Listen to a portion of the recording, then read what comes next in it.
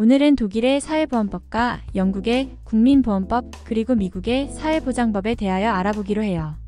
먼저 독일 비스마르크의 사회보험제도를 살펴볼게요. 독일은 19세기 중후반에 영국과 프랑스에 비해 공업화가 늦게 시작되었지만 노동자 계급의 조직력과 사회주의 운동은 더욱 강해졌습니다. 독일 제국의 초대 수상 비스마르크는 사회주의자들의 활동을 억제하고자 1878년에 사회주의 탄압법을 제정하여서 노동자들의 조직화와 사회주의 운동을 어렵게 만들었고 노동자들이 겪는 재해와 질병에 대한 안전망을 제공하여서 제국에 충성하고 복종하게 만들려고 했어요. 이는 노동자와 국가 간의 상호적인 계약의 일환으로 볼 수 있지요. 사회보험을 통해 노동자를 국가로 포섭하고자 한 것은 자본주의 사회질서를 안정화시키는 데에 있었어요. 다시 말해서 노동자들의 안전과 복지를 통해 사회적인 안정을 유지하고자 했던 것이었죠.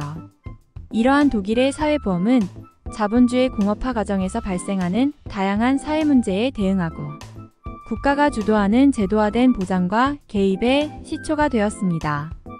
사회보험제도를 통해 국가의 역할은 대규모로 형성된 노동자를 대상으로 하는 위험 보장과 빈곤 예방을 강조하였고 이를 통해 국가는 노동자 계급의 안전과 복지를 책임지게 되었습니다.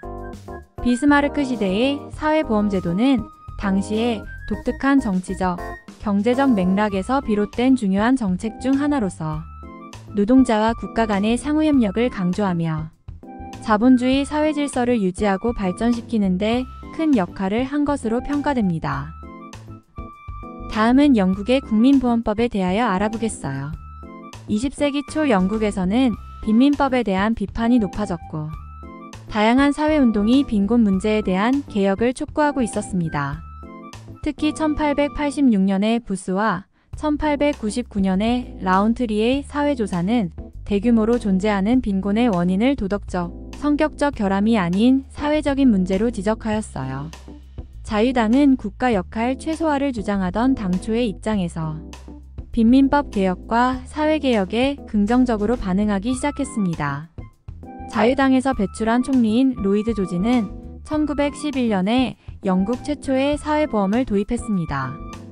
이 국민보험법은 실업보험과 건강보험을 통해 많은 사람들이 사회보험급여를 받을 수 있게 함으로써 국가의 역할이 크게 확대되어 전국적으로 통일된 보장을 제공하게 되었어요.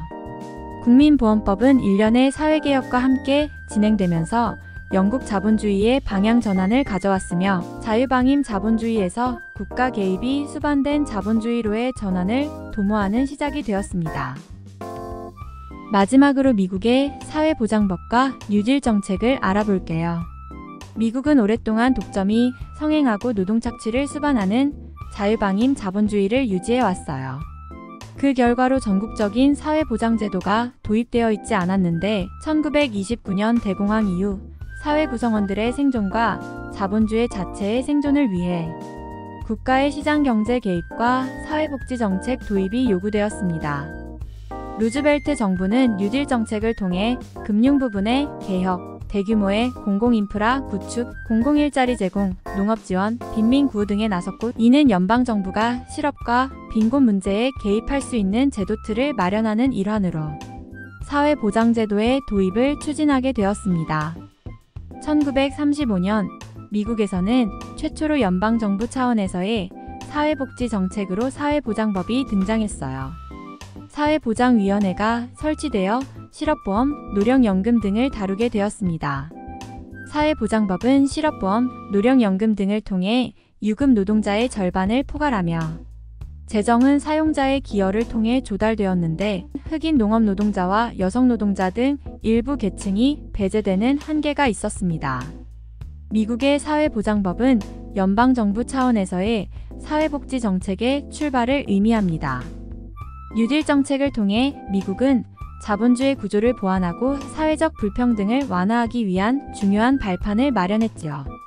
이상으로 독일의 사회보험법과 영국의 국민보험법, 미국의 사회보장법과 뉴딜 정책에 대한 간략한 설명을 마치도록 할게요. 시청해주셔서 감사합니다.